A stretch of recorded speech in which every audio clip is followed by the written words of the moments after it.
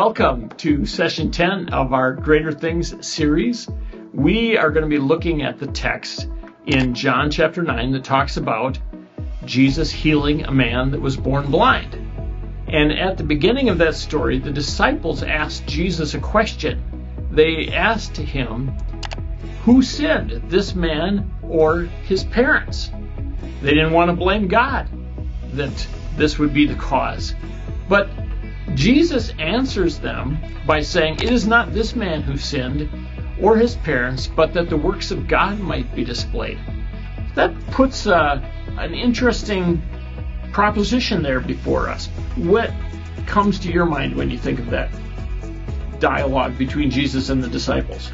Yeah, that's a great question, and it's a really important thought, because when we think about, hardship in the world, or sin in the world, or disability, it's fair to ask the question, like, why? Why does this happen? Why me? And I think God is big enough for those questions. But of course, Jesus answers the question as only He can. He sees from 30,000 feet, so to speak. God sees the end from the beginning, and we have to be reminded of that ultimately He knows what's best, but further than that, He knows what will bring glory to Himself.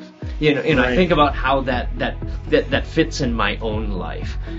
I can see how, if I do a certain thing, that it will either bring glory to me or bring the attention to me, or it will bring the attention to God. I don't know if you have some similar thoughts on that. Yeah, I just think that that's good to wrestle with that, on the human perspective, we can't see everything. And on the divine perspective, who is getting the credit? We tend to take as much credit as possible into these type of things. And I love the the statement that Jesus also makes. He says, I am the light of the world.